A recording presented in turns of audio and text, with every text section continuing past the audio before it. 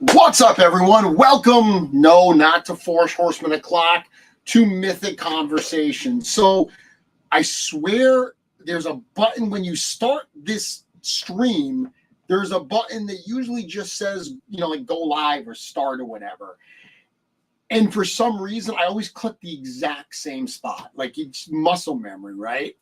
Today, before I could even realize it, it said go live and play intro video. And apparently, thanks to Chris, that what you just saw, the Force Horseman o'clock, is listed as the intro video. So we had a little bit of a hairy moment there where people might have thought they were getting some Chris. But no, you get me tonight because this is Mythic Conversations. This is episode 199. This is the final episode before Mythic Week 2024. I'm super excited to be here. Thank you for being here with me tonight, whether you are tuned in live, whether you are catching the replay. Thank you so much. We are going to have some fun this evening. If you've watched the show for years, you know that this show started out very much focused on customizing. And while tonight's not going to be one of my Bob Ross style, listen to me paint and, talk about what I'm doing, tonight is going to be a bit of a throwback episode because we are going to be spending a lot of time talking about custom, specifically my year-long custom project that I did for LegionsCon this year around Mythic Shoguns. So I'm going to bring those all up one at a time, talk a little bit about each individual figure, talk a lot about the project as a whole. So if you're looking for one of those episodes where we cover a lot of news and all that stuff, that's certainly not this week. Thank you for indulging me, because if you are interested in hearing an artist just talk for 90 minutes about their art, that is what we are going to do tonight. I will try to answer some questions towards the end. So I'm happy to take questions as I see them during the presentation, during when I'm talking about the customs. But if those questions are more focused on what we're actually talking about, those are the ones I'll answer. More general ones around LegionsCon and Mythic Week, we'll try to save those a little bit for the end. I do see a number of comments coming in now. A lot of times those are the people saying hello and happy Wednesday. And hello and happy Wednesday to all of you. So let's see what's going on here. A lot of just what's going on, everyone. Yeah, we got the happy music. Very, very good. 2 weeks. That's right, guys. 2 weeks away. And we are going to be at LegionsCon. So super excited for that. I leave that Monday. I head down to New Jersey to get everything ready and be a part of that. So I'm incredibly excited for what we have to go. There's so much anticipation, not only in the community, but even in the studio. Like, we've been living with so many of these ideas and secrets as we get ready for G-Con and get ready for LegionsCon, that there's a relief to finally have it out in the world and be able to talk about it and be able to get the reaction and so forth. So I'm, for one, just super excited to be able to talk with all of you about everything that we are going to see. A little bit of housekeeping. So LegionsCon, again, it is in a couple weeks. 2-day badges. I know I've been saying this. We've actually been adding some. So there was a point that we only had like 100 left. We actually ended up adding some because we saw them getting lower and lower. We are at the point now where the badges are ordered. We've got capacity. We only have literally a handful of tickets left. So if you want those 2-day advance tickets, legionscon.com, pre-order those. That is going to be the way that you can register early. You can check in early on Friday night to get your badge. So on Saturday morning, you don't have to wait in the registration line. You can get to one of the other lines. On that note, earlier this week, I did share those graphics of the signage that's going to be out there for the different lines, whether you want to start in the community room, the LegionsCon exclusives, the Armory experience. I shared those both in the Cabal and on the LegionsCon Instagram page, so you can see all of those.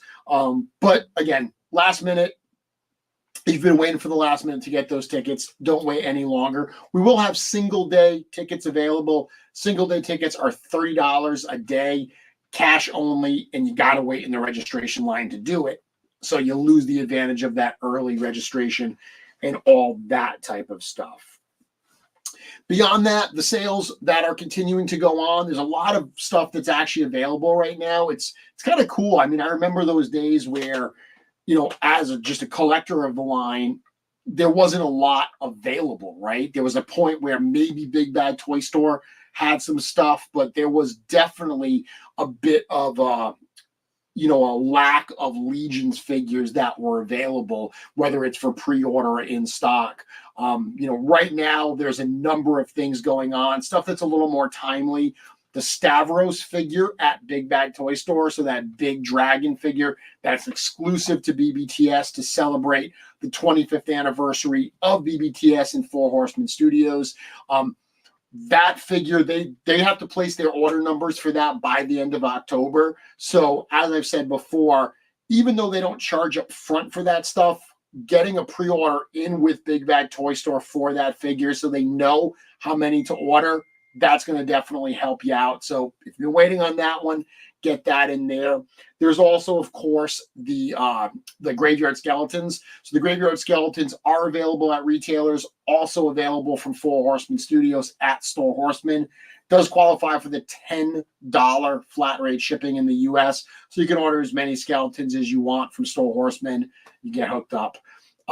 Beyond that, there's a number of in-stock items at Store Horsemen right now. That's one of the coolest things, and we see orders come in every single day. That's kind of been a cool thing. A lot of people I saw asking, when's the in-stock sale at Store Horsemen going to be done?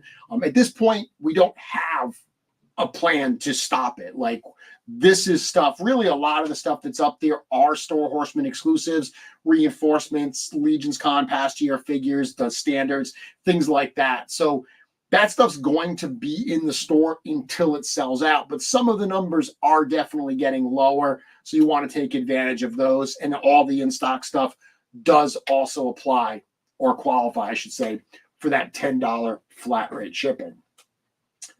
George is messaging me. Doesn't he know that we're on? Doesn't he know that we're doing this? So Raziel's saying, good question here. I noticed that when you showed all the Necronominus packaging, which we did that today, by the way, we showed the 4 standard figures. So Sir Adalric, Gideon 2, Sir Elijah, and Maxilius. Those were all shown on the Four Horsemen channels today. The knights come with both the handle and the wrist clip for the shields. Can we talk about how that decision went? Yeah, dude, that was a real easy decision, and it was very largely Joe Vassapolo. So the clips, the downside to the clips is, they can scuff like the armor or the gauntlet armor. That's why we went with the handles. The handles, especially for those larger shields, they're not as stable and everything. So we've talked about redesigning the whole shield system and everything, and that's something that we're certainly working on. But in the short term, we still had the tooling available for the clips. So because these particular figures have some larger shields, Joe had suggested, hey, I think it would be really cool if these came with both of the C-clip and the handle. A real easy decision to be able to do that. It's one of the advantages of having someone, or multiple people, I should say, in the studio that are collectors and fans of the line as well as the creators. So that's the reason why that got thrown in there. Just going back, checking out my comments here. It is going to be magical. Happy little accidents are part of the process, Curtis. I have multiple figures of like customs and stuff that I made a mistake on, and I ended up loving where it went, and I just followed it, and I love them. Yes, Curtis, 2 more Wednesdays, and you get a Jeremy hug. There you go. I will see you on that Wednesday.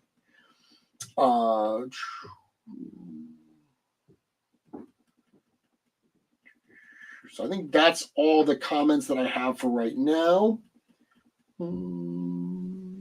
Yeah, C-Clips definitely have their fan base. There are some people that for a while have wanted us to reintroduce those. It made a lot of sense for this particular wave, for those larger shields. So you got them there. They're actually in the accessory packs as well. So the packaging for the Knights of Aetheron weapons pack, there's a C-Clip and a handle in there as well.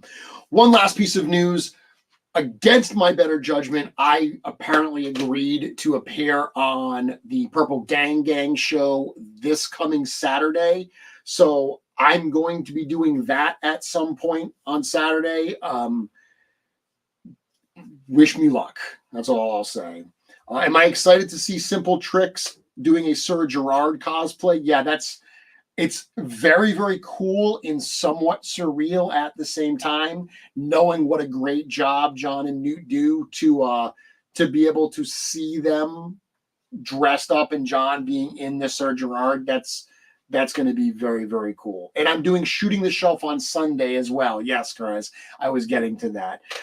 So I'm going to be working both days this weekend doing those particular shows. So I won't be here next Wednesday. Again, I'm taking next Wednesday off, but this week you can cram in all of the pre-Mythic Week Jeremy that you want. Let's change gears a little bit. Let's talk about the project at hand. So let's share this over here. Won't bring it up yet. Obviously, I've been involved in LegionsCon since the inception. I'm one of the founders with Joe Viteri.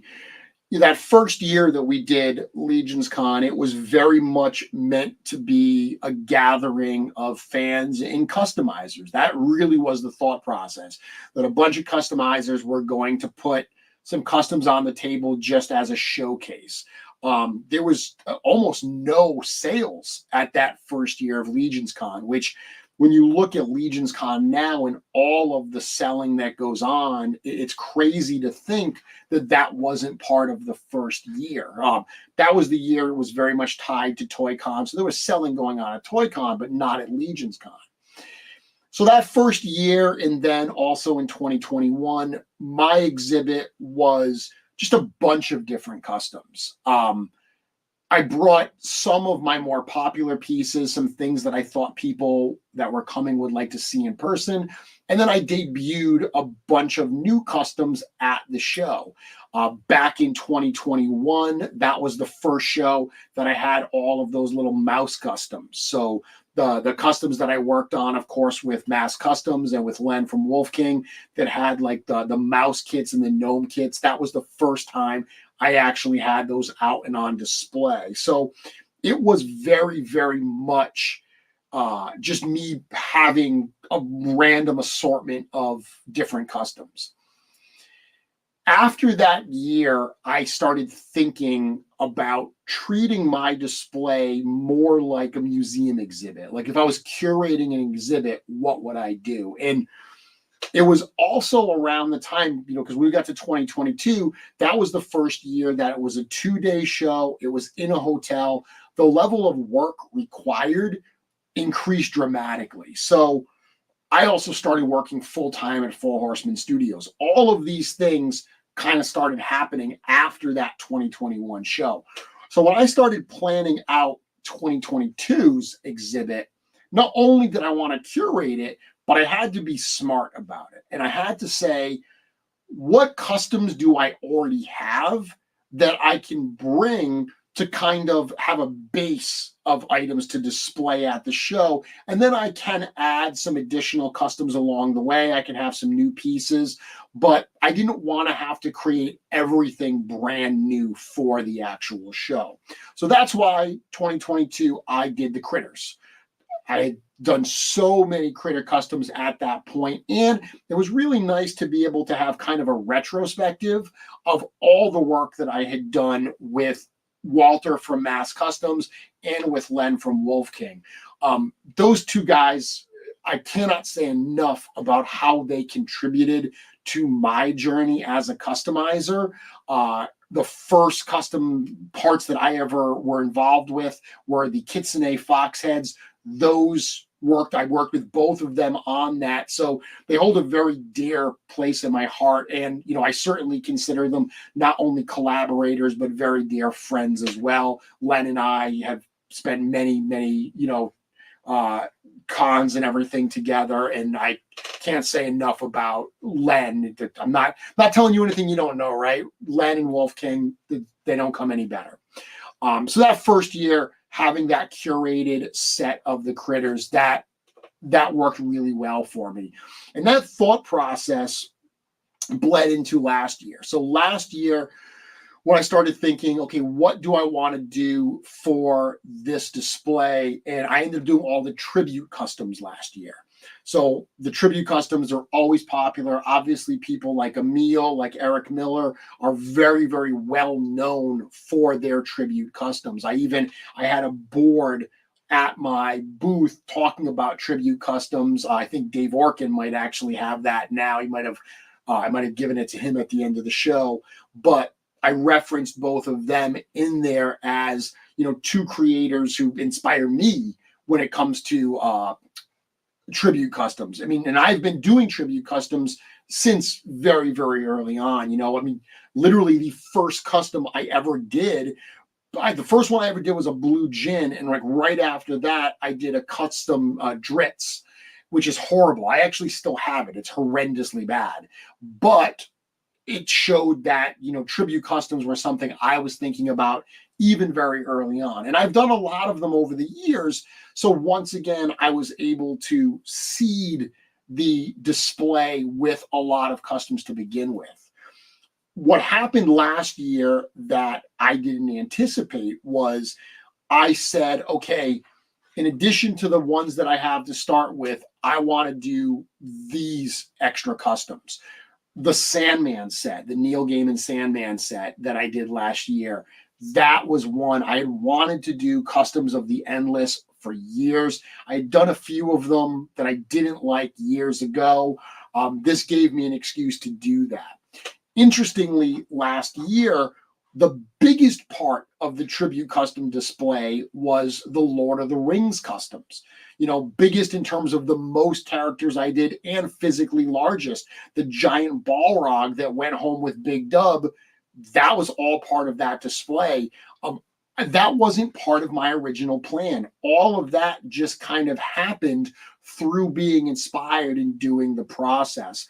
So one of the things I learned last year was to have an idea, to have a plan for the exhibit and how to curate it, but also be open to inspiration, also be open to things you didn't necessarily anticipate happening, making their way into that display. And that's what I did this year as well. So third year in a row, I said to myself, what do we want to do? What do I want to do for my display this year? Curtis asking a good question. I'm going to answer that in a bit, Curtis. So as I was looking at the customs I have and thinking, what can I see this with?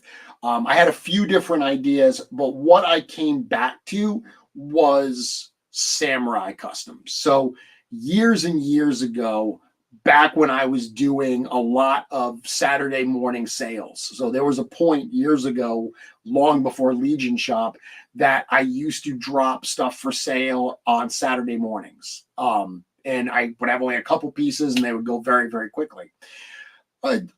Very, very early on in my customizing time with Legions and stuff. But there was a point that I did a whole series that I called Mythic Shoguns, and they were very samurai-inspired custom figures.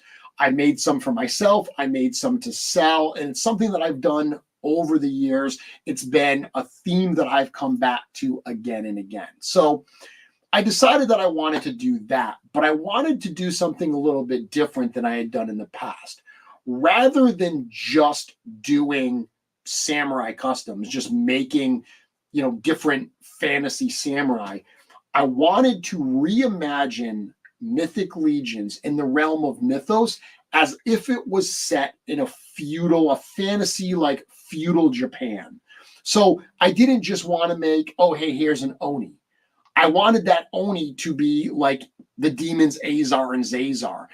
If I was going to do, a different like barbarian, like a samurai barbarian, I wanted it to be Atlas. I wanted to actually have to reimagine these characters from the realm of Mythos in this world. Very much, I guess, like an Elseworlds what if type approach to it.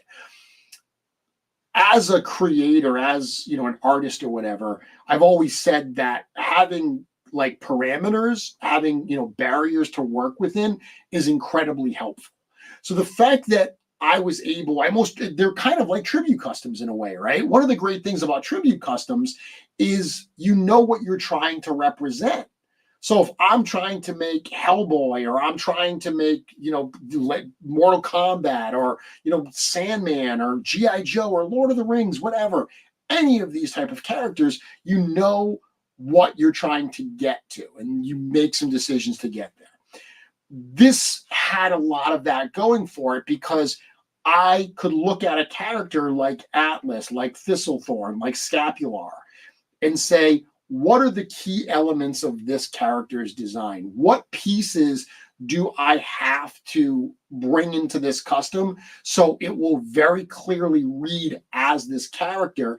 And then how do I expand on that? What elements do I add to it to take it out of the world that you know it from and seed it very cleanly in this new feudal Mythic Legions, Realm of Mythos that I'm creating? So right from the beginning, that was the thought process. I can use some of the figures that I've already got to kind of seed this, and then I'm going to put a number of other figures in.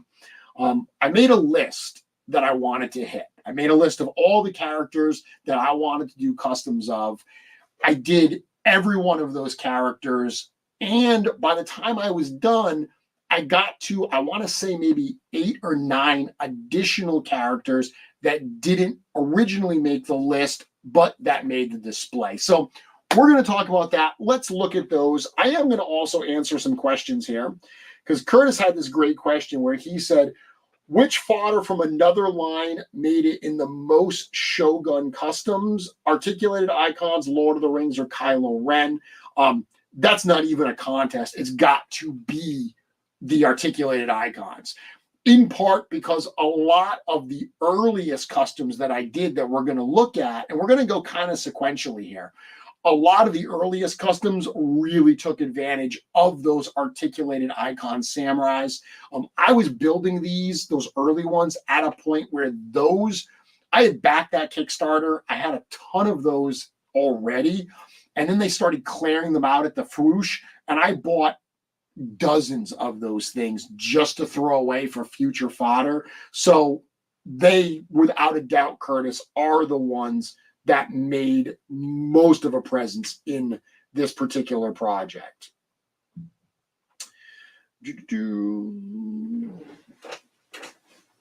So Andy's saying, I would think it's even harder to do a whole theme because then you have to find all the parts to match. It's interesting. The nice thing about Samurai is there's literally no shortage of figures out there from different lines that kind of work. Some of which are actual samurai figures, some of which are parts that weren't meant to be samurai, but they actually kind of worked. And when you present them a certain way, they really worked. And again, I'm literally not trying to create, historically accurate, samurai warriors. These are meant to be very fantasy fueled. So you've got a lot of leeway there. Some of the figures in this I mentioned that there were some I didn't intend on doing. Some of them came to life only because I found a great piece, a great part that I was like, oh my goodness, that would make a wonderful addition to a samurai version of this particular character, and I couldn't get it out of my head. I had to follow that idea to completion and add it to the display. Big Dub says he's excited to bring home a Mythic Shogun this year. I should mention that, at least at this time, I am not intending to sell any of these Mythic Shoguns. These are intended for my display. So while I will have a number of figures available for sale at LegionsCon. At this point, these figures are not for sale. I said that last year about some certain things as well, and they ended up leaving my table. So who knows, but that's the plan. Big Dub saying, did the glory that is Shogun, the TV show, help inspire the desire to work on these? No, it did not, because I had planned this and started this long before I saw that, but I did watch that show like during the year that this was going on. I actually watched it twice. I watched it by myself and said to my wife, you are going to love this show. You have to watch it with me. So I watched it a second time with her. Absolutely enjoyed it so much both times, because we did watch it in, I do believe you can watch it fully dubbed. We did not watch it dubbed. We watched it with the subtitles. I can't say enough about how much I loved that show. So I wouldn't say that it inspired this, but it certainly added to my enthusiasm for this theme as I was working on it. Without a doubt. Yeah, I cannot recommend Shogun on FX highly enough. Oh, thank you so much, Dub. That means a lot. No, the Sandman figures will not be for sale. They also won't be at LegionsCon. Those are staying here, and there are no plans to sell those. If I ever did sell them, I'd sell them as a set, and I have no plans to sell those. Awesome. So let's look at this. So when I mentioned that, I started with figures that I had wanted to see, this is an example. This is one of the figures. I did this project back in, I want to say it was 2020. It was either 2019 or 2020, but it was definitely, a good 4 or 5 years ago at this point. And these, as I mentioned, these were very much, they weren't meant to be any specific Legions characters for the most part. I do have a Grisha the Slitherer we'll look at in a minute, but these were me discovering that the armor from articulated icons could be removed and put on a 2.0 Legion's body to really change up the look. Now, at this point, if you go back to 2019, 2020, this is the point. This is before really the big rise of all the 3D parts companies.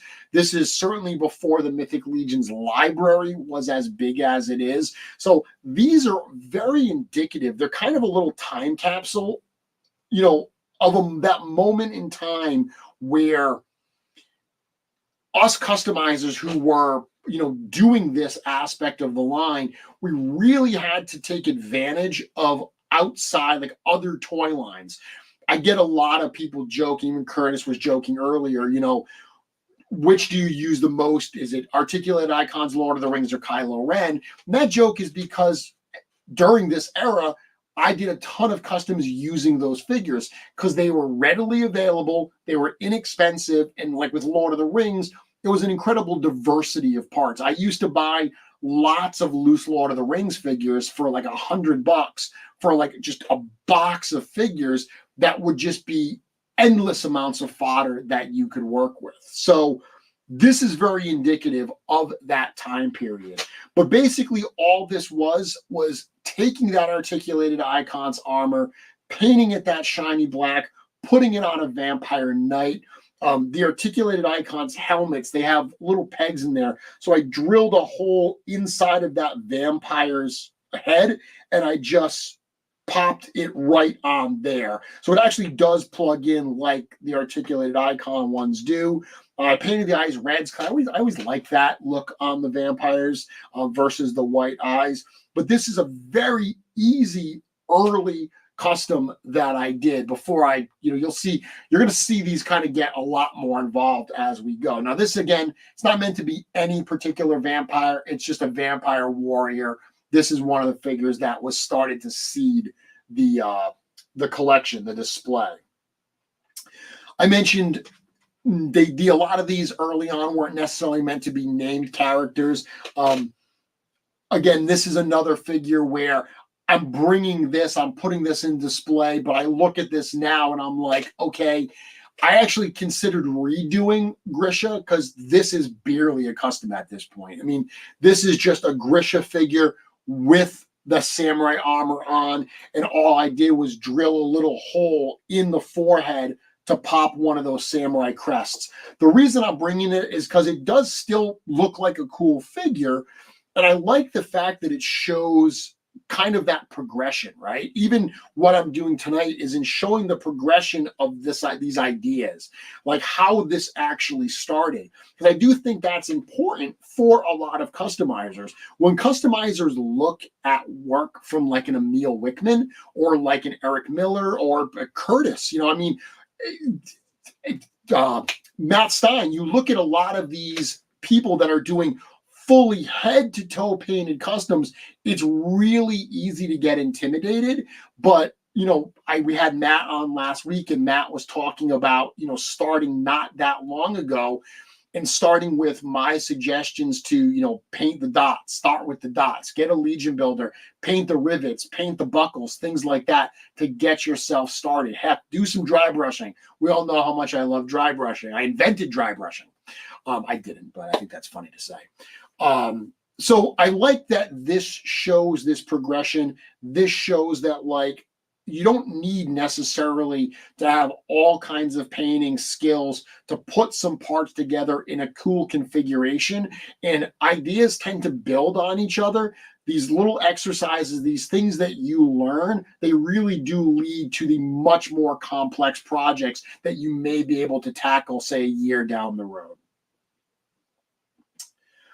Another very simple one, this is a little bit more involved. So when I decided that I wanted to do an elf, this is an elf Legion builder that uses, big surprise, both parts from Lord of the Rings. That skirt part there is a Lord of the Rings piece. It uses that along with that articulated icon samurai armor.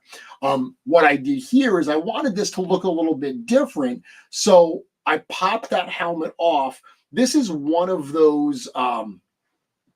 This is one of those pieces that, like the hoods for Mythic Legions figures, where the head is just glued inside, and while it's not meant to pop out, with a little bit of heat and some, you know, pressure, you could certainly do so. Same thing with the helmet that is on these Elf Legion builders. You got to be a little careful because some of the plastic is very thin and you don't want to rip it, but you can remove that helmet. That's what I did here, and I painted it with the flesh, that red color. I wanted this to be a Fury Clan vampire. There was a point that I was painting everything red because I wanted to Fury Clan everything.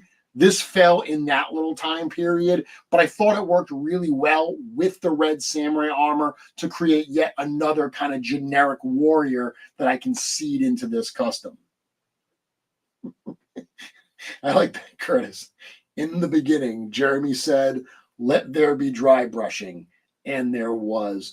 I actually had a logo. At one point I was going to make a shirt of it, but I never did. It was absolutely ludicrous. It was like kind of like a crest, you know, like the big like historical crests that families have. It was that, but it was like a shield that said LBC. And you know, I usually see like the lions on either side. I had a pair of foxes on either side. It had a shield that said LBC and then a banner that said, "In dry brushing we trust." It was absolutely ridiculous. I ended up not doing anything with it. Now, this is an older figure that I did, but it's one that I've taken newer photos of. So those ones we just looked at that had kind of this is actually what I used to do years ago. This is another fun thing. So this is the era before a lot of the diorama makers like Crashbox Customs and Shelf Gravy, a lot of the people that are doing really cool dios now, Carver Customs, before they were in the community and doing that stuff, I used to print up backgrounds and just tape them to like a piece of wood, and I would put that wood behind the figures. This is actually a combination. So that base there is a piece of foam that is like the first diorama piece I ever bought. I bought it off eBay, and I had a little throne on it. I'm actually selling it at LegionsCon, surprise, because I don't use it anymore. But I had that base, and then behind it, that's just a printed piece of paper, to the point that if you look right in the center, like right above his head, you can actually see the seam, because I needed it to be bigger than a sheet of paper. So I would take a graphic and put it on, like I'd get a sheet of paper, print it on a sheet of paper. I didn't even have a printer at the time that could print edge to edge. So I would print it, and then I'd slice the edges off and put this stuff together. This was like very, very early on, again, 5-6 years ago, perhaps, that I made do with what I had available to me to try to make this stuff work. So these three that you just seen, these are very, very early pictures. They are all on my Instagram, but it's very early in kind of my customizing journey. This, again, early figure, but it was something I shot recently. So I had created this. It's clearly a knight figure, but this was the point where this wasn't part of the first batch of Mythic Shoguns I did. This was something I did after the point, that fact. And I started to look at other kinds of characters that I could introduce. And I found these Japanese like clockwork type automatons that they would have back then, or something called like a kamakuri. Excuse my horrendous pronunciation. But the idea of making this almost like a clockwork type warrior, I thought was a really cool idea. So that's why he's got some patina on it. I'm sorry, Matt. I'm not trying to step on any toes here, but I did paint a little bit of patina on here to show some of that, kind of effect. I don't want to offend the prince. But that's really what this is. This is an Iron Knight Legion builder. Again, I drilled a hole in the head. Those crests for the articulated icons figures, they just have these little pegs that plug right into the helmets. So that's all I did here. I drilled a little hole, plugged that in, and glued it. Added the armor to this figure, gave the entire thing a paint job. Once again, the skirt on this is a Lord of the Rings figure. You are seeing a lot of the parts that I made use of early in that customizing journey. Another very early figure that I did, this was part of the first group, and this is genuine. This is one of my favorites. This is one that even today I still think really, really holds up.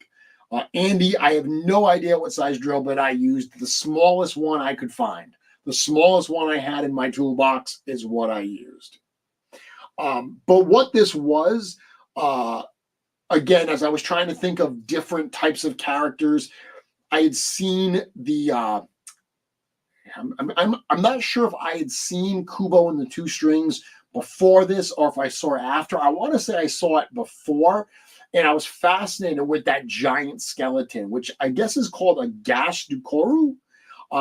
There's a famous Japanese print that's got this gigantic skeleton, and I always thought it looked so incredibly cool. So I wanted to do a samurai skeleton. Gashtakoru are typically very large, so this isn't very large. I did at one point try to make a very large one. I bought one of the Ku models, like metal skeletons, and it just ended up not really working well for me in terms of the way I wanted it to lay out. Very different looking skeleton. Didn't like have the Legions look I was going for, but this one absolutely did. So this is that 2.0 skeleton warrior, the one that came with both the kind of male and female torsos. This is that figure. It's obviously repainted, and it uses that samurai armor. And then what I also did was I actually cut a hole in the back of the armor so I could plug one of the, ever ubiquitous, back adapter pieces, wing adapters. I plugged that in, and I plugged the extra arms in that. I remember at the time, this was funny. This was one of those things that I remember posting and people going, oh my God, you can plug the arms into the back adapter. Because the back adapters, or the wing adapters as they were known, they were created specifically for the feathered wings. So the fact that you could plug the 2.0 arms into the certain back adapters to get that four-armed look. Again, this is before Alithia came out. This is before Okiedos came out. So we didn't have the ability to have those extra arms. I remember doing this early on and a bunch of people just being super excited for that ability. This was a point where, you know, there was a lot fewer customizers in the community. So we were all very much feeding off each other, and we would, you know, you'd have people like Dennis or Nikki or whatever discover Zombie 13. You'd have people discover some of these like things or these approaches, and we would all like really get a lot of fuel out of that. It was a very exciting time to be in the community. Different than what we have now. Now is exciting in a very different way. I'm super excited, super thankful that I'm able to actually continue to do work in both of those eras, I guess. And it's crazy that this line has been around long enough that I can refer to different eras. That's weird. But again, this is a figure, skeleton, articulated icons, you know, you sounded like a broken record because as you're seeing, a lot of these early ideas had all of this stuff. But this is everything we've seen so far. These are all pieces I already had in my display that made me say, okay, I want to do this project. Last one that really comes from this era is a Shadow Elf, another figure that I've taken pictures of. Not much to talk about here. It's a Shadow Elf warrior with articulated icons parts. This was one I did do early on, but this is an example of trying to break out of that. So I used that articulated icons those parts a lot. I wanted to try some other stuff.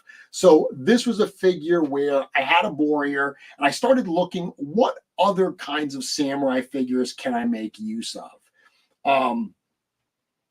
Dub, I hope your wife's okay. You're running to the ER. Best wishes. Hope everyone's all right. Spawn figures, McFarlane Toys, were really the first line that got me deep into collecting. And I've told this story before, it's such a full circle moment that, you know, Eric and the Four Horsemen worked on so many of those early Spawn figures. The fact that their work inspired me to really become a toy collector, and now they're my friends and my colleagues, is mind-blowing in so many ways. But being able to use some of those Samurai Spawn figures felt really natural on this line. Eric Treadaway obviously worked on a lot of these figures. Eric has a style. Eric has a sensibility. You saw it obviously with Legions. You saw it with the McFarlane. You saw it with a lot of the Mattel work with Masters of the Universe. Despite the distinct differences between those, there are certain qualities of an Eric Treadaway design, and I really do feel like they lend themselves well to certain combinations. That's what worked well for me here. This was a pretty involved one. I remember what I did. There was a figure in the Spawn line. That helmet came from a figure called Dojo, and it's a weird, fat, green demon-y thing. But I was able to like pop that helmet off almost like completely. But now I had to put the warrior's head in it. And what I had to do was literally heat warrior's head and with an X-Acto blade, cut it very, very specifically so it kind of wedged up there. And if you see this thing in person, and I hope you will at LegionsCon, it is almost like a seamless fit. It went together so much better than I expected it was going to. Because when you're cutting into these figures, it's one of those things where you got to heat it up so the plastic actually can be cut with an X-Acto blade. But between a fresh, sharp X-Acto blade and a heated up plastic part, there's no room for error. Like if you slip too much, you're slicing way too deep, and that part is very likely ruined. So I was really careful with doing this. It worked really well. This is just a lot of those extra spawn pots glued onto this to create this samurai warrior. Now we're starting to get into the named characters. So I've got these characters that I've started to seed here. This was a figure that was a bit of an update. So I originally had done a goblin archer. And then when Thwick came out, I was like, you know what? I want to do Thwick. And the Thwick that's going to be in the display doesn't even look exactly like this, because I've actually used this bow, that quiver in those feet on another custom. The rest of this is going to be the same, but this was the figure. I had taken this photo a while ago and packed it up recently, so I didn't want to pull it back out to retake a photo.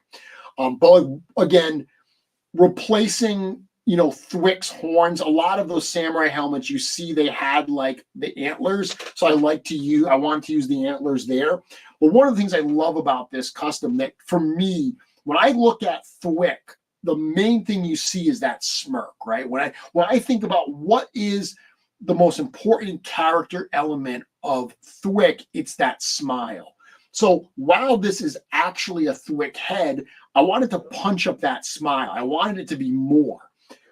That faceplate is something that Emil Wickman sculpted as part of the God's Fire series, based on an illustration that Stephen Bisciotti did.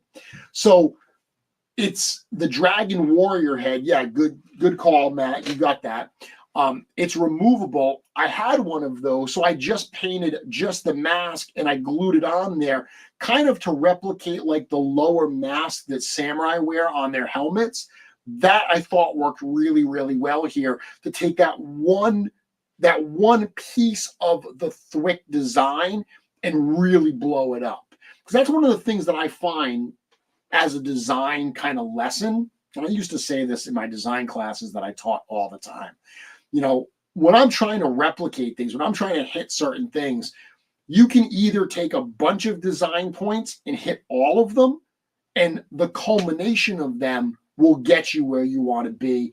Or in the absence of being able to really do that, if you take one and you really blow it up, like you take that one most iconic thing and you really make that the feature, even if you don't necessarily hit a lot of the other key points that you need to, that will serve it as well. So it's kind of a balance. Do I do a handful of little things that get me to where I want to be, or do I do one big thing? In this particular case, yeah, he's got the bow, but I did change a lot of other parts about him. Really, when it comes to Thwick, the smile was the main thing I wanted to focus on. Yep, Kirby saying, I like that you still kept the essence of Thwick. He's still readily identifiable. And again, I appreciate that comment, Kirby, because that is really what was important with this for me. One more figure. This was one, again, this wasn't necessarily meant to be Cody Cat. This was just a cool design that I put together that made its way into the display just to have as a Jaguarian. Not much to say about him. Now, as I started this project, so now everything you've seen up until now is all pre this project. It's all stuff that existed in the collection before I started. So here's really where we get to the point where, okay, I'm going to start making customs for this display. One of the first ones I did was an update on a figure I had already done. So I want to start doing these major named characters. I've said before, Artemis Silvercord is one of my favorite characters in the Mythic Legions story. A big part of that is because I've got to write her story for the book, and she is a wonderful character. I think she's one of the, there's a couple characters in the story that I think people are going to have so much more appreciation and attachment to once they read those pages. She is absolutely one of them. This is an interesting figure. This didn't even start as a Mythic Shogun. So one of my early projects that I did was reimagining Disney princesses as Mythic Legions warriors. I had seen some wonderful art that was reimagining Disney princesses just as warriors. And I was like, that's super cool. I'm just going to set him in the Realm of Mythos. So this was originally created to be Mulan. I did a whole bunch of different princesses. I did Cinderella. I did Snow White. I did Beauty, I actually did both Belle and the Beast for Beauty and the Beast. I did Ariel. I did Jasmine. I did a whole bunch of them. Rapunzel. This was my take on Mulan. So I already had this. It was in my display. When I did the Mythic Custom series, I moved her out of the Disney princesses and I moved her over where the Mythic Shoguns were. So it obviously uses an Artemis head.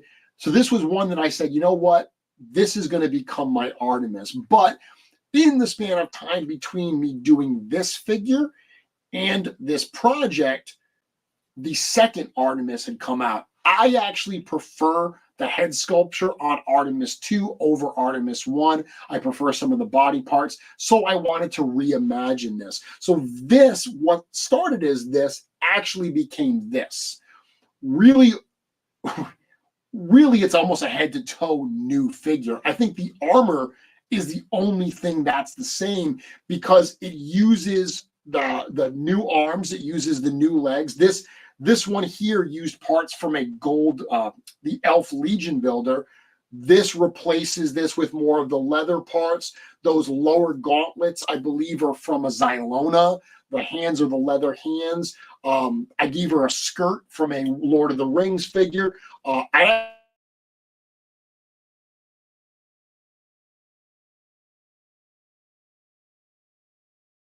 be a little more prevalent. So I actually gave her wings from Poxus and I attached those. I glued those into her back.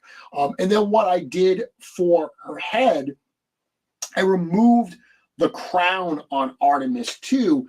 That piece that you see there, the Artemis 2 has that shoulder armor that's actually got the sculpture of the stag, the deer on that. Again, it's a glued on piece. So I removed that and modified it to then act as kind of the crest on her helmet. So instead of just going to use an articulated icon's crest like I did here, I stayed a lot more within the Mythic Legions line for this. And these right here, again, are very indicative of seeing an idea that I did 4 or 5 years ago, and then where I am today with the new parts. And I would certainly say the skills that I've acquired over the years. So this was one of the first ones. Artemis was top of my list of characters I wanted to do. And I started her early on because, again, I already had the figure to base it off of to start with. Another faction leader that I wanted to do in the story, both Artemis and Attila have a very strong connection. They're very much like a big brother, little sister type connection. So I knew that I wanted to also do Attila. And this was one where I actually tried a few different things. And crazy as it may seem, I kind of just landed on Attila.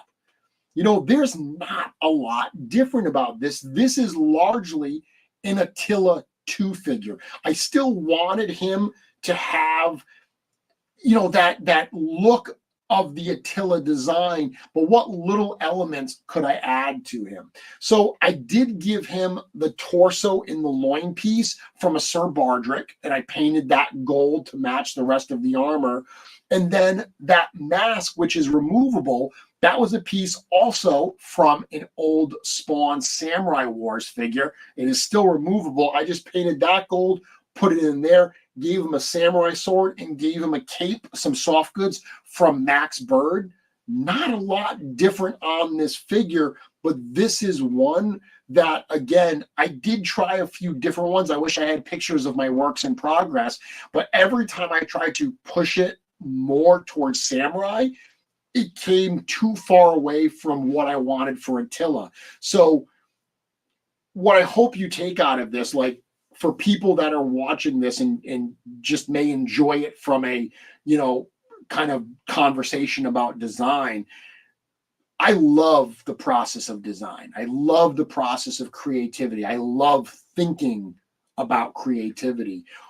One of the things I absolutely learned during a giant project like this is there are so many ways to get to that end result. What works for one figure to really push it over the top does not work for another. And that's one of the things I found here is I had to stay really close to home with Attila's design to make it feel like the Attila that I wanted for my display.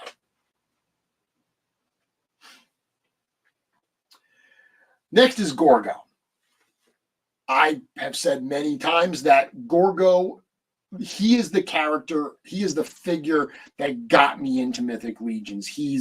Whenever people ask me who's your favorite in the line, Scapular is my favorite. Gorgo is definitely a strong contender as well because I have that almost nostalgic type approach to him. So I wanted to, okay, what do I want to do with this character here?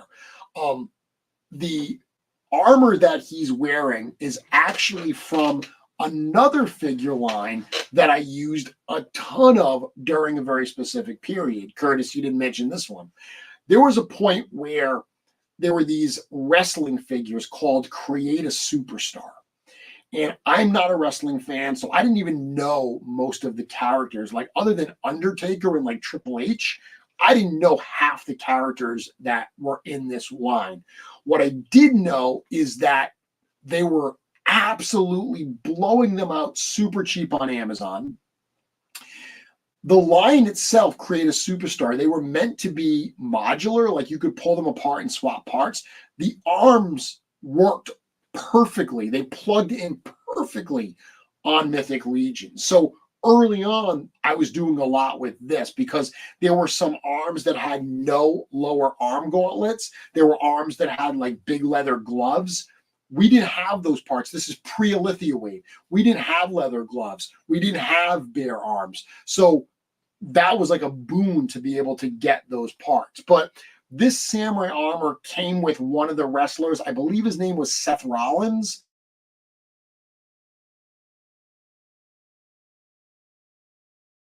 Off, they worked really well here. So those right out of the gate felt like they would work really well with Gorgo. I gave them a significant repaint. Like, the actual parts are like one color. They're literally just molded in like a bright, bright red. So I completely washed over them, gave them a, much more depth. All of those like laces that you see, all of the gold on the skirt, those were all painted onto that. The actual soft goods skirt was from Max Bird. The weapon that he's holding is actually a combination of a Monkey King staff. I drilled a hole in the end of it, and then I used a piece from a Mezco weapon to create that there. And then once again, another simple thing that I've done, a super easy way to make someone samurai. Literally take one of those samurai crests from another samurai figure. Again, this is articulated icons. Attaching it there, whether you drill it in and peg it or whether you just glue it in. If you just sand down the peg and just glue it right there, it instantly gives that kind of read of samurai. Gorgo also has the horns, the antlers, which works well for this anyway. The antlers are something I also used, obviously, on Thwick. Thank you, guys. Comments on Gorgo. People seeming to like Gorgo. A couple people saying it's favorites. Yeah, Drunk Gizmo reiterating those Create a Superstar figures made for some great fodder pieces. I remember one of them had a kind of like an apron, and that's what I used very early on to make blacksmith figures. It worked really, really well. Now, this is the one I can remember doing this figure on like a Saturday or Sunday afternoon. And when I got done, I was like, this is what this exhibit is about. Like, this was the one that felt like the perfect reimagining of a character. And yes, it's my favorite character in Mythos, so that certainly helps. But this scapular felt like it hit on all the right notes, and I got the right parts that I needed. The new scapular figure, the chest plate on it has this very, very kind of segmented type look. And at first I was going to use the chest plate from like Krotos and Lord Bushati Pelvicus. But then I had seen that Anthony from Toy Forge had done this chest plate similar to like a Thorin Oakenshield. That's what it was meant to replicate. So it worked perfectly shape-wise for the scapular I wanted. So I got that chest plate, painted it red to match the scapular. The lower skirt here is, once again from a Lord of the Rings figure, but then just accessorizing him with these different parts. The hat and the kind of like bamboo armor he's wearing, that came from a fairly expensive figure by a company called Noda Toys. So the company is Noda Toys. The figure is called Ronin Nura. I got it on Big Bad Toy Store. I had no idea what it is. It was a line of 3 figures. Sun Wukong was one of them. So I recognized Sun Wukong. I have no idea who the other 2 were. This was like the premium version that had all these extra parts. But this is an example, like this was like $100+ figure. I literally bought that figure to get these parts, to get that hat and to get that bamboo thing. Now, the figure itself is really cool, and I did actually use a number of the other parts, but that was primarily why I wanted to do this, because I knew right out of the gate that I wanted to use the scapular head, but I wanted to remove the helmet and instead put this kind of wicker hat on. Worked absolutely wonderfully. That figure also happened to come with a bottle of sake, which is what you see him holding there. Yeah, obviously, Scapular would have a bottle of sake. Fun little note, I love sake. I love hot sake. It's horrible. Like, it's the worst tasting stuff, and consuming it hot makes it even worse. And I love it so, so much. I know in my brain, I know it's not good, and I know I shouldn't like it. Absolutely love it. I want some sake now, some hot sake and sushi. So yeah, those are the parts of this figure. A lot of accessories. I gave him the gourd from Monkey King. I gave him one of the scrolls from Monkey King. He's got a couple throwing daggers from Articulated Icons. I loved Eric's redesign of Scapular because he's so loaded out with different trinkets and accessories and things. There's so much to see in that figure, and I wanted to try to capture some of that here as well with my samurai version. I definitely think that this accomplished that. Yep, Lopab, these are all customs. That's what we are talking about tonight on the show. So I could not do Scapular the Crypt Breaker without also doing his alternative look of the Amir Caspar. So Amir Caspar, this is actually a character that I got to create, right? So I wrote the character of Amir Caspar into the book, tying him into my favorite Mythic Legions figure, naming him after one of my friends, Michael Casper. So being able to do this version of it, I absolutely wanted to. But I will be honest with you, this custom started because of one part, and it's that face. So the Amir Caspar design, obviously the 2 iconic pieces are the red robes and the silver mask. This silver, or this samurai mask, that's something that Len at Wolf King Customs did a number of years ago. And I had it still in my fodder bins. I think I had actually painted one, and I didn't have it on display anymore, so I had it like lying around. But when I saw that, I immediately said, oh goodness, that would be super cool to utilize that in the display, to utilize that as the Amir Caspar mask. So that's exactly what I did here. What I had to actually do was, that is a scapular head. I had to very much shave down the skull inside of it and I painted it black, and then I had to glue that mask in there. This is one of those customs, and you know, a lot of my customs you can totally move it around. They still retain all articulation. There are certain customs that just by design you got to glue some stuff in. You've got to, it's because you're using parts that just they don't go together. You've got to use some glue, so you lose some articulation, you add some fragility. That's certainly what happened here. Again, at the same time, the red robes, those are all from Mask of the Red Death. That came out right around the time, or before I was working on this, but I had used that zombie body for something else. I had the extra red robes. Everything just kind of came out together here to make this the Amir Caspar that I wanted. Very cool. My fodder bins are very large. I will actually have, for anyone that wants to do the fodder swaps at LegionsCon, come by my for sale table. I have a giant box of fodder bags. They're $20 a bag. You get like 10 items per bag. You can if you need some fodder to hook yourself up to trade in the other room, or if you just want some fodder for yourself, hit up my table. I've got a bin full of bags of fodder of things I don't need. Looking at Curtis's custom here. That's a good question, Curtis. I'm going to save that for the end because I have to think about that. So next one here, and I believe this is Big Dub's personal favorite.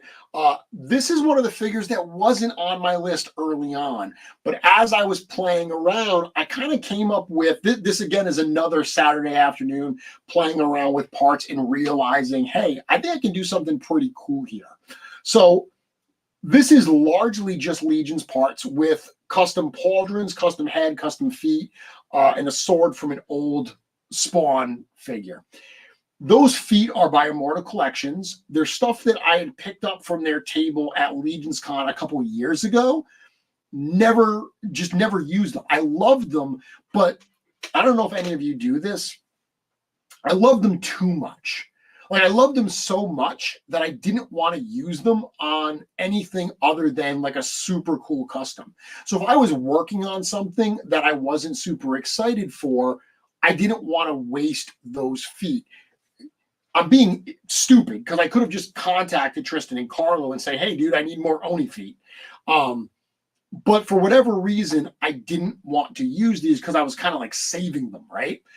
When I started working on this, they immediately were a perfect addition to this particular figure.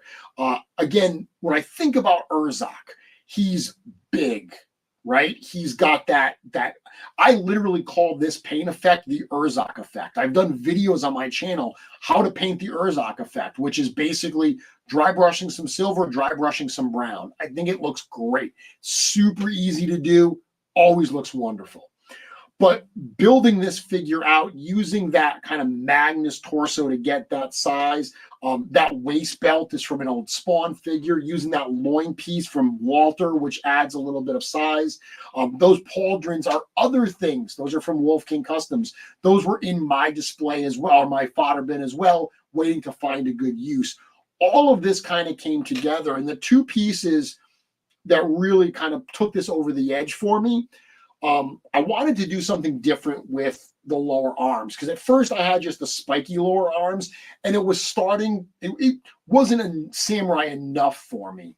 So I mentioned this last week on my show, but Chris from Mythic Bits, he does these little like cool, they're literally Mythic Bits, these cool shims where what they're made for is those little gauntlets, those lower armbands, those are from Articulated Icons. They're actually meant to go on the legs for Articulated Icons, but I needed them because they're a little larger. Chris has done these little plugs, and they allow you to slip kind of a gauntlet over it. So if you've got a piece, there's a lot of figures out there, McFarlane, where you can slip them. They're not big enough to slip over a regular Mythic Legions gauntlet. Years ago, I would like shave down Mythic Legions gauntlets. I would sand them all down to make them really, really thin, but still have the connection points. So I could then slip a gauntlet on top of it. Mythic Bits makes that so much easier with those little pieces. So putting that there really, really helped. And then this was a head that Emil Wickman did recently, and Len just sent it to me in a box of stuff that he was sending me.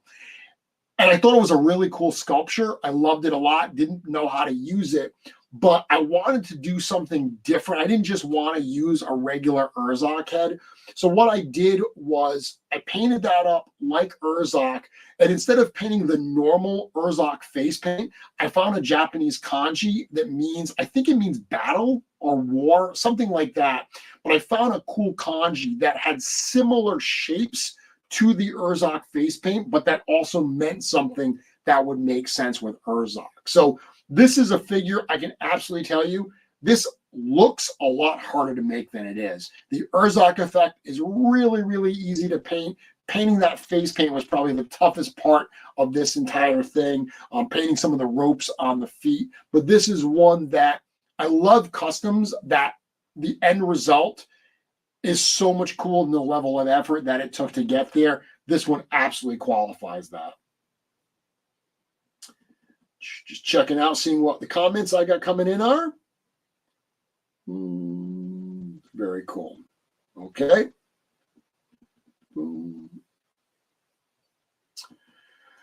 So this was the point where I was starting to look at the display, and I had just done Urzok that I wasn't planned. And I was starting to think about, like, wait a minute. I've got Artemis, I've got Attila.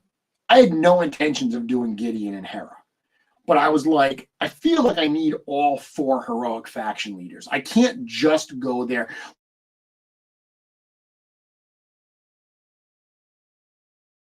Customs of a lot of these characters, but I wasn't thinking about the display as a whole. And now I started thinking, like, well, wait a minute. I want to have a group of the bad, like the evil leaders. I want to have a group of the heroic leaders. So this was the point where I said, I have to do Gideon. I have to do Hera. And I had to figure out how to actually make that happen. This one came together. This is the first figure that I actually used parts from a Bandai. Bandai has a series called Movie Realization, where they kind of have like these Star Wars figures reimagined as samurai. I have a whole bunch of them in my collection. They're absolutely wonderful. You can get bootlegs of them, very, very cheap, but they're kind of garbage. Probably be okay to customize, but I actually have all the original ones, which were very expensive, and I gleefully ripped apart a Stormtrooper in order to make Gideon here. So that's what you're seeing. The torso is from a Walter figure. I painted that to match the waist piece, because that whole waist piece, that whole waist armor that kind of comes up nice onto the torso a little bit on the stomach, really changes the way that armor looks. That is from that Movie Realization Samurai, as is the shoulder armor pieces there. The gauntlets are exactly what I did on Urzok. They use those Mythic Bit shims. That helmet, I wanted to reimagine the helmet a little bit. I didn't want to use the visor. So again, I put the crest on there. And then those pieces on the ends, I didn't want to use the wings from Gideon, but I wanted something that had a similar feel. Those are parts from an old Spawn Samurai figure. So again, you look at this, even those little hits of blue. If you look at like the new Gideon design, it's primarily white and gold, but it's got those hits of blue, right? I wanted to have those hits of blue in here. So just that blue around his collar, the blue belt around his waist. If you look at this again, I would say this is another one of those figures that hopefully you look at this and you immediately see Gideon. It's also using Gideon's head, which that helps, right?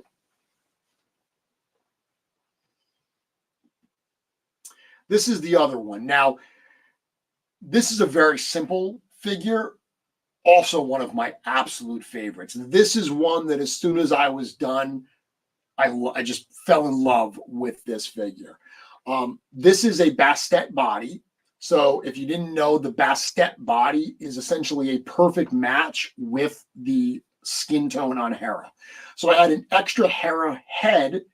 I I didn't want to use the big hair because that was the whole thing is Hera has that giant hair piece, which while it's an iconic part of the design, it really didn't work for me here. It's actually a bit unwieldy.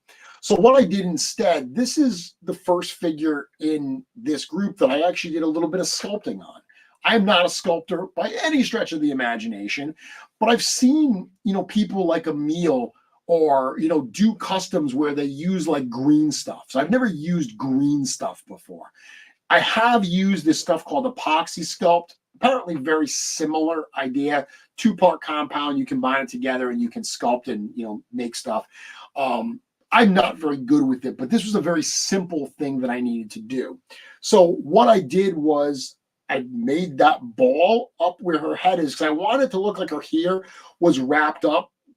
And then I wanted to look like she had 2 hairpins. So what I did was I sculpted the hair.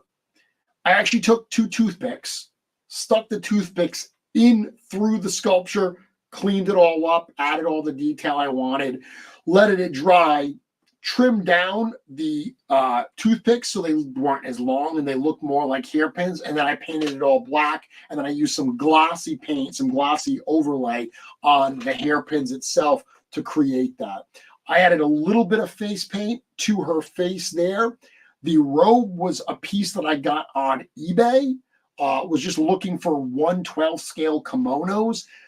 I couldn't find one. Like, this was a compromise. I ended up really liking it, but I couldn't find the exact colors I wanted for Hera. So this was as close as I could get.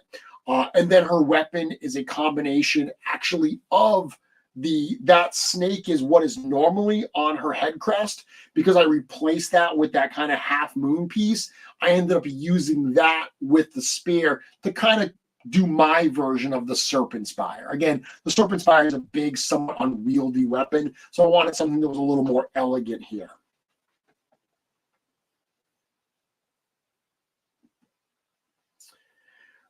This is these are the only figures in this project that I actually had custom pieces sculpted for. So this particular piece here, I knew I wanted to do Azar and Zazar as a pair of Oni. I wanted them actually to look like the exact same figure, just in different colors. I wanted these to have a little bit of variety. So the Zazar figure is actually a toy I already had. I had already done that custom years ago, minus that head. I originally had an Oni head from Immortal Collections on it. That big oversized weapon that he's holding is from Detour Customs. So immediately in that forearm torso is from Mass Customs and Wolf King. I knew I wanted to use that for Zazar. I was like, I want that to be my Zazar. So I've got to do something different for Azar. So Azar, I just made the 2 arms and everything. I gave him the different feet. He's actually got slightly oversized hands. But I was looking at the heads and I said, you know what? I want to do something different with these heads. So what I ended up doing was I found an old piece of art of an Oni. I gave that to Walter from Mass Customs and I kind of said, I kind of want it to be a mix of this and Azar and Zazar. Like, I want the horns to feel like the Azar and Zazar horns, but I want the face to be very much like this, almost like dog-like looking Oni. Walter, as he always did an amazing job on these pieces. And these ended up being the custom parts. I painted it blue, I painted it yellow for these. Because this, I didn't just want to use the Azar and Zazar heads. I could have absolutely done that here, but I wanted these to feel a little bit more of a tie-in. So making them the actual like demon-like Oni figures connected to that piece of ancient art, that I felt worked really well for these characters. Again, also you can clearly see who they are because of the yellow and the blue. The fact that Azar and Zazar are so close, another design thing is if you're not going to follow it, if you're not going to do, what the design calls for, do the exact opposite. So instead of making them exactly the same, making them different. Very different weapons, different heights, different amount of limbs. I thought that worked really well here as a contrast to the similarity or the sameness of the Azar and Zazar designs. Getting towards the end here, we only have a handful left. Another figure that came out of nowhere. This was the point where now I've done Azar and Zazar, right? And I'm like, okay, I've done all the good faction leaders. I feel like I have to do all the evil faction leaders to contrast. The problem is I don't want to do Lucretia. I also don't want to do Morgulith. Those are two characters that I just wasn't inspired to do. So this is the point where I'm like, this is fun. This is supposed to be fun. I shouldn't make Lucretia and Morgulith just because in the lore, they are the faction leaders. I want to do characters to represent the faction leaders, to fill in that space that I'm actually inspired to do. So rather than doing Lucretia, I did Baron Valigar.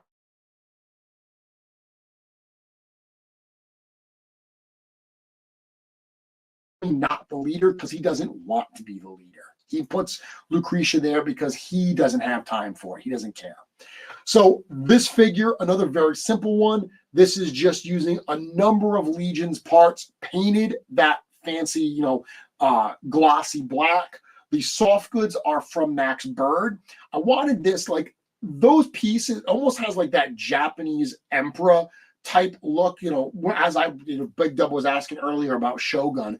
One of the things that you really realize when you watch an era show like that is they weren't always dressed in their samurai armor. There was a lot of points, especially the high-ranking members, where they had these big, giant robes on. So for me, the way that these soft goods fit, it kind of fit that bill, that big samurai robe. I had Len send me these pauldrons. These are the Shujin pauldrons that Emil did. Had no idea how I was going to use them. They worked really, really well here. And the final piece of this was a Red Death mask, the Mask of the Red Death actual mask piece.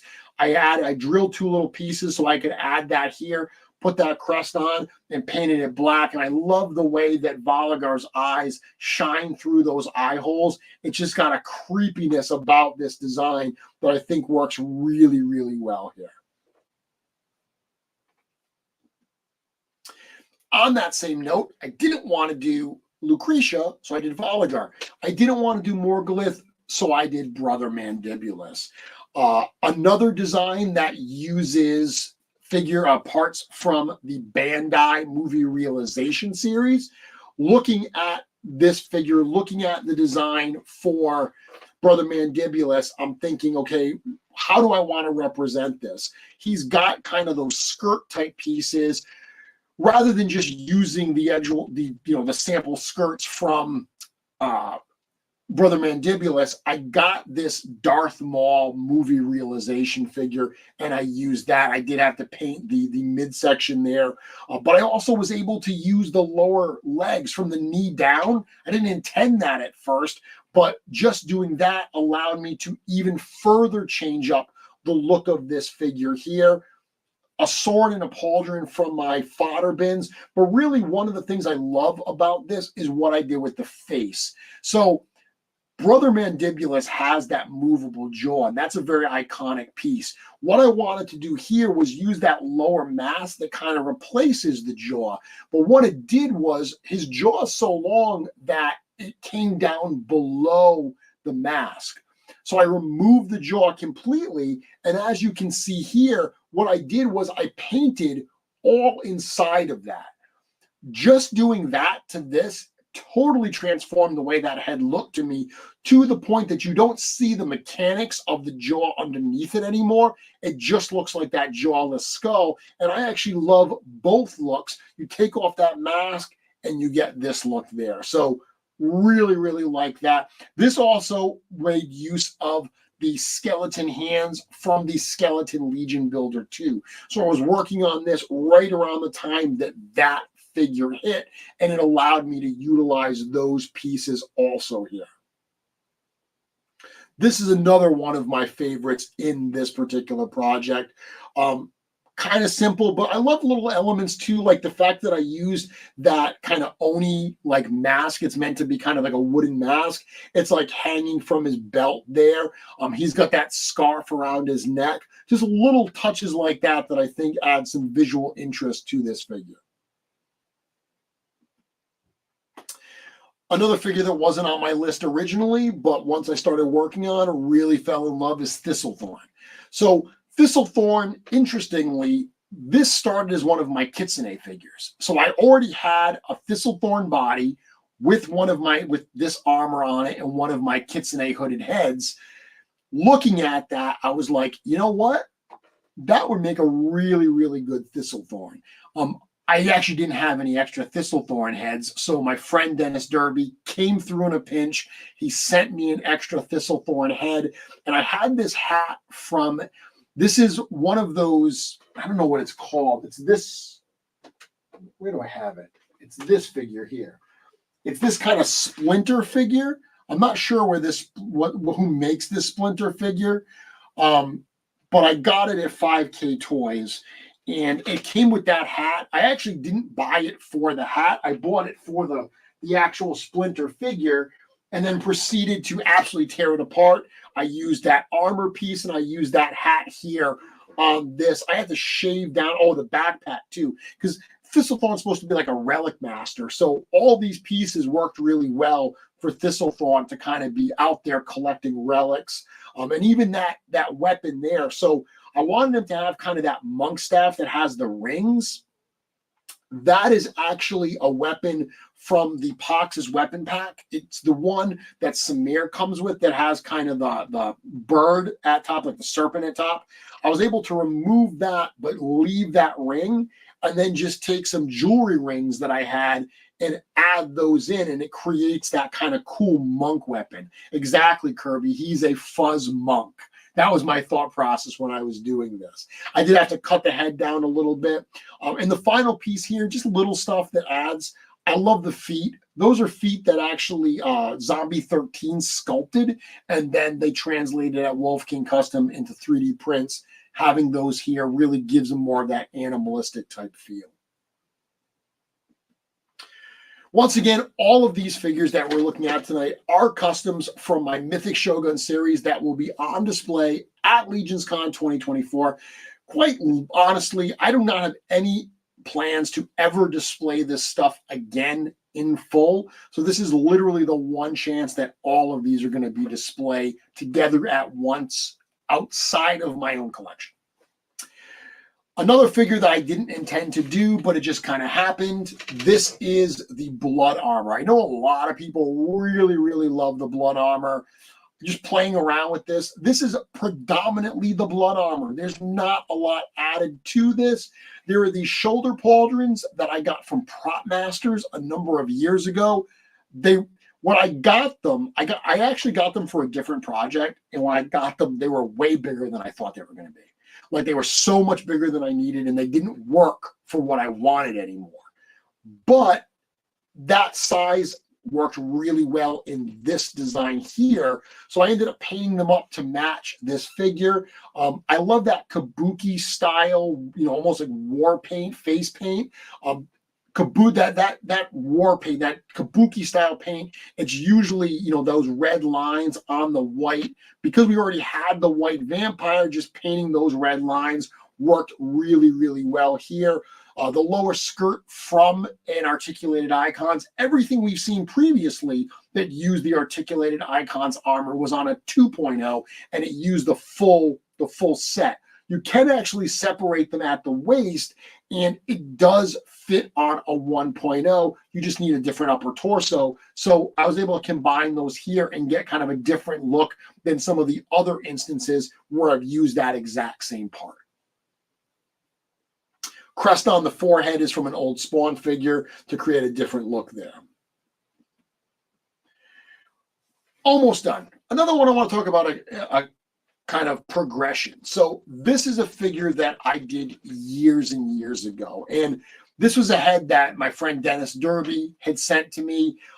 He had painted this head up years ago, and I had put it on this figure, kind of creating my mythic samurai very early on, like a Ronin type character.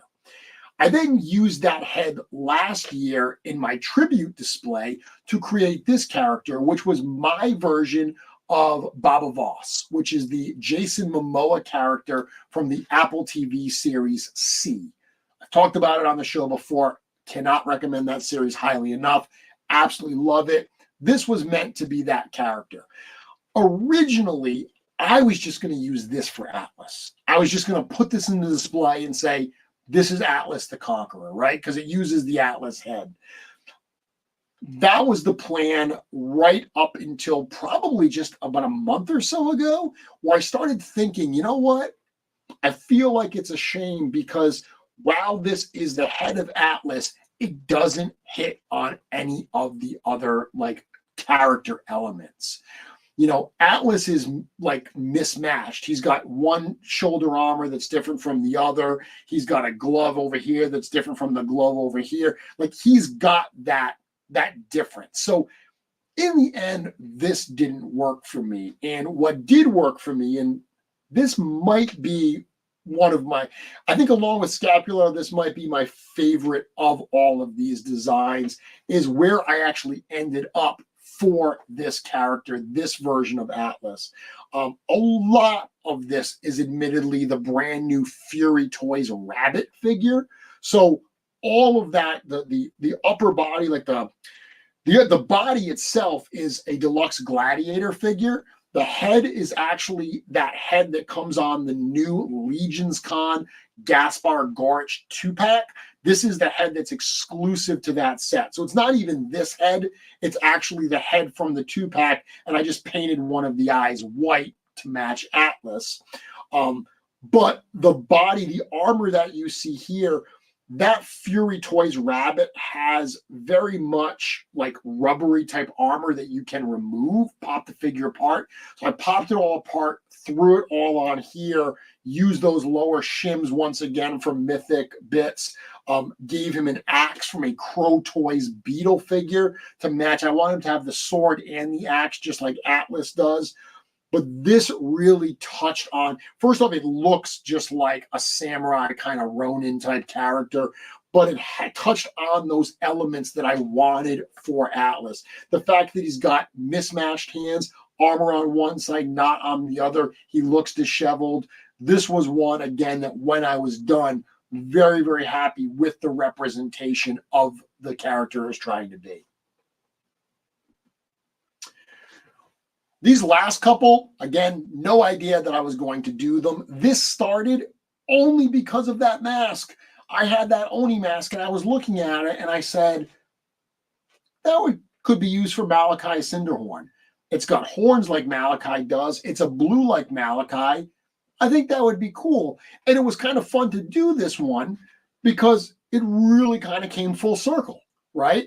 This is just a Malachi Cinderhorn figure with some articulated icon samurai armor, and then I added that mask on top of it. It's very indicative of what I was doing at the early stages of this project. So it was really interesting that as I got to the later stages, I revisited some of those, recipes from the early points to make this particular character. This is one that when I posted it, interestingly, actually got a lot of positive comments. People really seem to like this one. I did paint that like metallic blue on the samurai armor, that and the upper arm pieces. I did paint those the metallic blues to match the Malachi Cinderhorn colors. And I did that cool I took one of those Poxus magic staffs and I had that cool magic effect to give him a little bit more. I forget what I called him, but when I was looking up like a samurai magic user, there was a name for that, and I was able to use that for this character. So I thought it worked really well. I also wanted to contrast, because I did the Shadow Elf, I also wanted to do a contrast. So I also had this mask, this Oni-looking mask that looks more wood-like as opposed to the metal one that you saw in Malachi. This also came from that Noda Toys Ronin Nura figure. So immediately when I saw that, I was like, oh yeah, this is cool. I can use this for Lord Adon. Lord Adon, the original design, has a lot of metallic greens. I ended up going away from that and went a lot more to the browns for that wood elf type look. And if you notice, he's got that bow and quiver that I originally showed on Thwick early on. I ended up liking it better on this figure. I gave Thwick some different ones. I ended up liking it better here to complete this Lord Adon figure. The last couple are some that I actually did this week. So I had already had this ogre scale figure, which was basically my version of Kurzog. I posted this today. This figure was one. I was ready to go. I actually had it packed. With the old head. And then I was thinking more about it. And I was like, you know what? I'd really like to use this hat that also came on that Fury Toys rabbit. I was playing around with different heads, putting it on different heads. And I put it on this particular head. And immediately I was like, that's the one. Because what I posted today, if you saw my post about this head, it's got some sentimental value for me. This was actually the first sculpture that Emil Wickman did for Wolf King Customs. And this was a point where Wolf King Customs was just Len and myself. That's, Len. So Len's company, I was the first artist with those kitsune pieces that was working with him. I built all the website for him and stuff. So really, very early on, it was Len and myself that were behind Wolf King. And when Emil joined, it added so much to that group. I didn't really know Emil prior to that, so it created those bonds of friendship. I remember painting this part. This actual head was the one I painted all the way back then in 2020 to show as the first samples of this. So I really love this, the story behind this head, and it felt like it needed to be part of this display and this project. So I ended up opening up the case that I had already packed this stuff away in for LegionsCon, ended up using this head instead and took these pictures today. In a similar notion, this was in the case that was my version of Lord Bromden. I call it Lord Bromden Iron Club. This was going to come, and this is a figure I did very, very early on. Was never super happy with them, but again, it was good enough. This also uses some of that armor that we saw on the, I have used it on Gorgo, but it's from that WWE Create a Superstar figure. This also uses the helmet. So I had this and I was ready to go. And then this weekend I was playing around with some parts and this character emerged. This immediately, once I started looking at it, I was like, oh yeah, I want to use this as my version of Lord Bromden Iron Club. So the club that I actually gave Lord Bromden, I ended up putting it on this figure instead. This is just an assembly of parts. This was literally me sitting at my table playing around. The head that's under there is actually the exclusive dwarf head that's also from the LegionsCon Day 1 set. The legs are the LegionsCon Day 1 exclusive legs. The torso is from a Walter figure. The upper arms are from that Bandai Darth Maul figure. I discovered that the arms pop off, and with a little heat, you can actually pop them right in to a Legions 1.0 torso and retain all of the articulation. So there was some modification that was needed to get the gauntlet parts on, some drilling and stuff. But this was a figure. I love when I have projects like this that I just play around with and discover a character kind of comes out. So that's what happened here. The mask is also from that Darth Maul figure, and the helmet is modified again from that Fury Toys rabbit. So you're now seeing that I bought that Fury Toys rabbit specifically to use it on the Atlas figure, but then it contributes to some of these other figures along the way. So those are all of the figures that I've shown so far. Now, that is my display at LegionsCon 2024 with a few exceptions. I have one more figure that I'm going to reveal tonight, and I have 4 figures that I'm not revealing until LegionsCon. You can probably guess what the 4 figures that I have not shown with yet that are going to be at LegionsCon are, right? Because there are 4 very conspicuous absences from all of these figures I've done. Those figures will be seen for the first time at LegionsCon, but I do have one to show tonight, and I'm curious if you guys can guess which one it is. Which character have I not done that would make sense for me to show this evening? Hit me up in the chat and we'll see who can get it first. And this is that awkward, like 30-second delay. Oh, you know what? You're right. I did do Swig. I didn't show Swig in this group. How did I not show Swig? So I did do Swig, Kentpool. You're right. I've shown Swig previously. I've actually shown Swig. I did Swig as a ninja. I don't know how Swig did not get into this presentation tonight, but I did do a version of Swig. That is really weird. Let me bring it up. I'll find it. But Swig is not the one.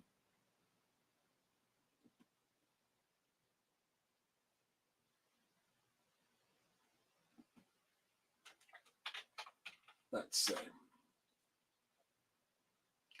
Posted by, I gotta find it now. Here he is. So this is the Swig that I actually did for this project.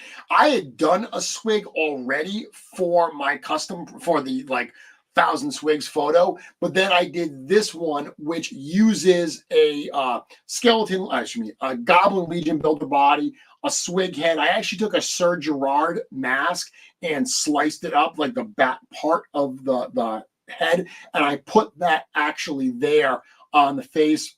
The soft goods here are from just to create this kind of ninja character, because I was thinking about Swig, and he's an alchemist, and I was like, well, I don't know if I want to do an alchemist, but like a poison master or whatever. When I was thinking about poisons, I was like, ooh, assassins. So Swig as a ninja, and then the idea that there's 1,000 of these ninjas hiding in the shadow, it worked really well for Swig, and I liked that connection there. So that worked well. Now, as far as which figure did I save for the end here, we do have a correct guess. Benny Torres says, how about Sir Gerard? You are correct. So I did end up doing a Sir Gerard for this project. And when I was thinking about how I wanted to do Sir Gerard, I was like, what do I want to do with this character? Well, Sir Gerard is a changeling. There's another kind of creature in Japanese lore that is a changeling as well. And it just so happens to be a kitsune. So my version of Samurai Sir Gerard actually brings it kind of full circle, uses the kitsune parts. One of the things I love about this is when I realized that I could use that Bushati pelvicus torso, but paint just some of the like panels on it to like replicate that cross that's on the front of the actual Sir Gerard body. I thought that was a lot of fun there. That was one of the things that kind of started this idea to want to do this particular figure. Beyond that, this is largely a Bushati type body. The lower legs are from one of those Bandai samurai figures. The feet are from Bastet, because I wanted to change that up a little bit. The helmet is a helmet that I had in my box. It's, I believe, from a Palm Empire figure. The shoulder pauldrons are from a Samurai Spawn figure, and the swords are from Articulated Icons. But this is one that you're seeing for the first time here tonight. I will show this on my Instagram tomorrow, but I wanted to debut it to end the show tonight with this kind of Sir Gerard to cap off this project and this conversation. The only other thing that I have to show that I wasn't sure if I wanted to save this as a surprise, but I'm so excited about it, I really wanted to share it with people, is how these are going to be displayed.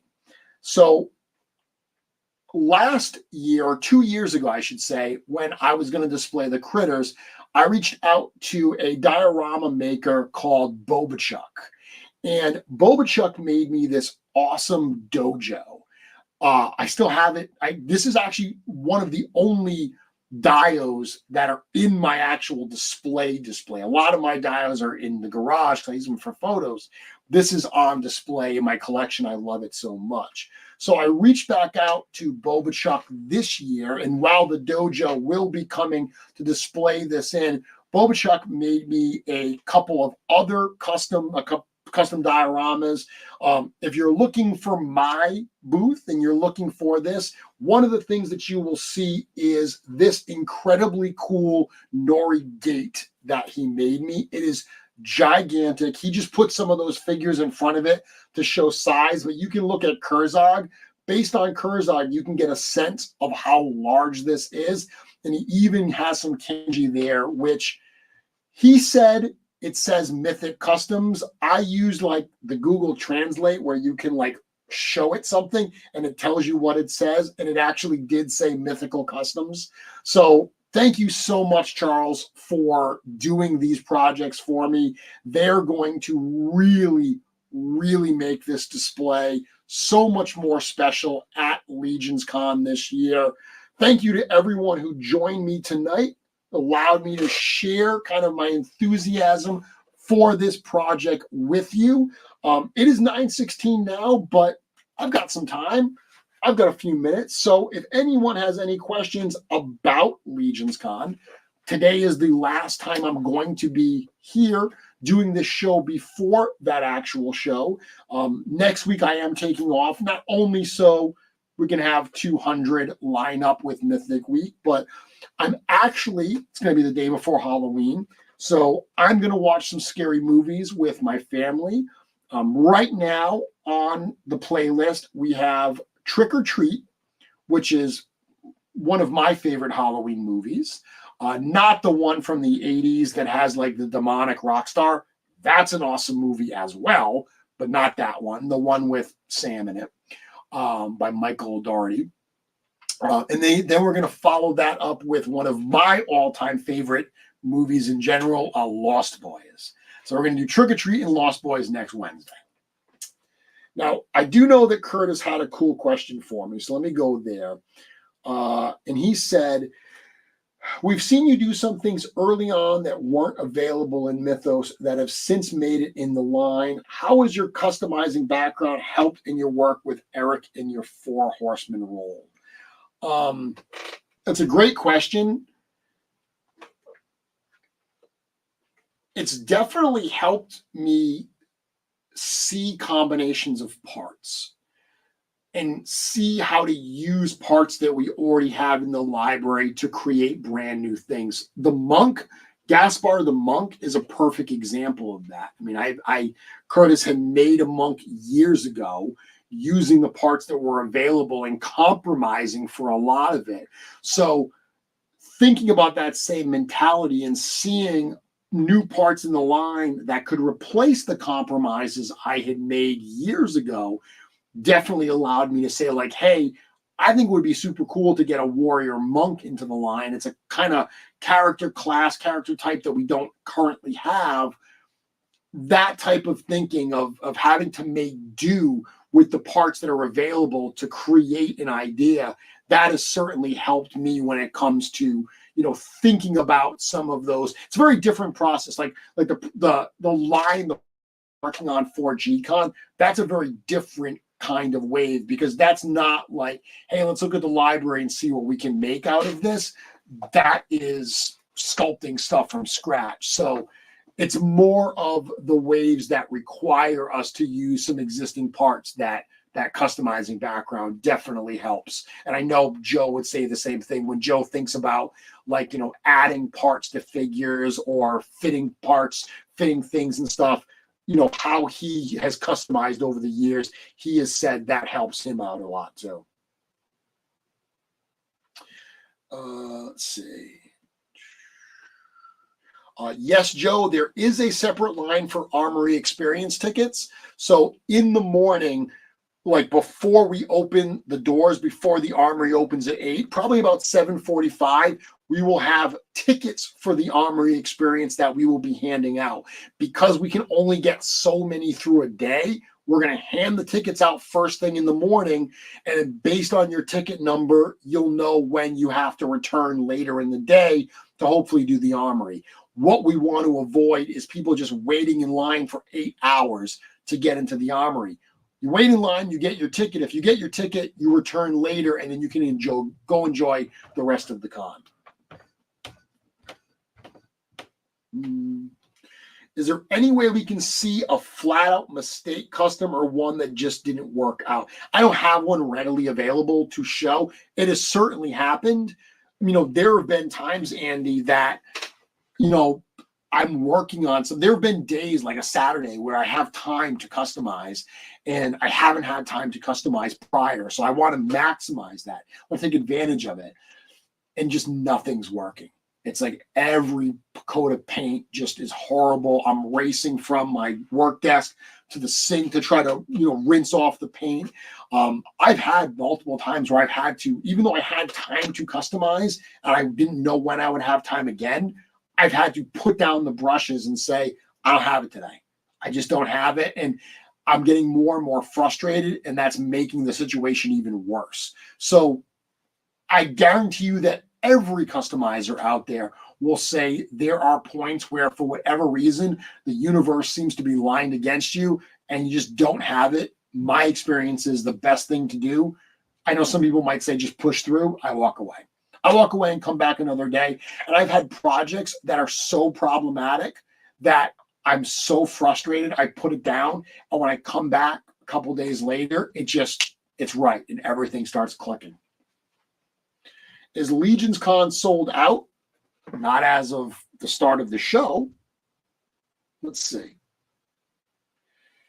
Nope, it is not sold out. It is very close to sold out, but we do still have a couple tickets left. Any idea what the specifics will be revealed at the 2 to 4 p.m. event on Saturday and the other ones? Yes, I know exactly what will be revealed there. I can't reveal it now. Have to wait and see. What I will tell you, and I said this previously, is you don't need to go to all 3 of them. You don't have to go to all 3 of them. Yeah, Andy, if I had one, I've shown mistakes before. It is very encouraging for newbie customizers to see, you know, someone who's more well-known or established make mistakes. I've certainly shown mistakes before. I have no problem doing that. I just don't have one handy that I can actually show. Yeah, Curtis reiterating, saying, totally get it. I have days where I'm dropping painted parts, knocking stuff over, missing a detail line, just a disaster. It absolutely happens. And as Curtis says, you just have to walk away. That's what works for me. Yeah, Wholesome Warlock, customizing is fun and relaxing, a most excellent creative outlet. It certainly can be. And that's why, like I said, in those moments where it's not being relaxing, it's not being energizing, sometimes putting it aside a little bit is absolutely the right choice. Are we getting a teaser for G-Con within the next week? Have to wait and see. There is a lot of speculation, or actually a lot of curiosity about what this year is going to be, because the last few years have been, you know, followed that pattern. So people kind of knew, okay, well, this is going to be, you know, Poxes, this is going to be Necronominous. Even last year, where people weren't sure if it was going to be Noble Bear versus Rising Suns, that was still a very popular opinion. So have to wait and see.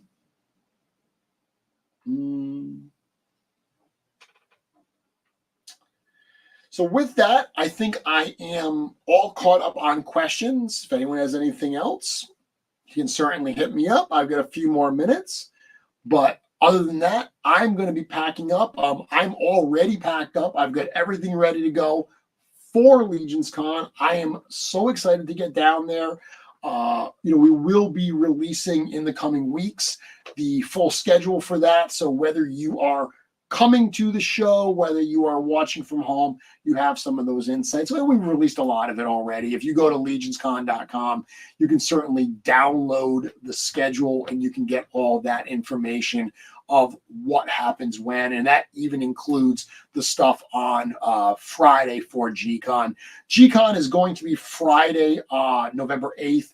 That broadcast is going to start at 10 a.m. Eastern time, and we will be broadcasting that live on the Four Horsemen YouTube channel. That's scheduled to go until about 4 o'clock that night, and the pre-order for the wave that is revealed will actually start at 5 o'clock. Normally it starts right when the reveals end, which always creates a very stressful time for me. So I was smart this time and I gave myself an hour between those two things. Oh, I have to wait and see. Everyone's asking what's going to be revealed. Cannot tell you. Literally have to wait and see. Yeah, Curtis, we were all excited to see what the future of Mythos looks like. It is an interesting time with the first story arc ending with Rising Suns. See what's in store. And for you to see what's in store, you are going to have to tune in. I hope to see all of you at LegionsCon.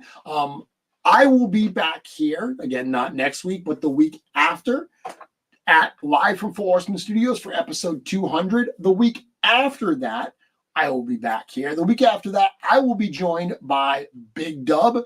Last year after LegionsCon, Big Dub and I did kind of a recap talking about everything we saw. We're going to do that again this year. So that'll be episode 201. And that'll be my first episode after LegionsCon where I can finally talk about all this cool stuff.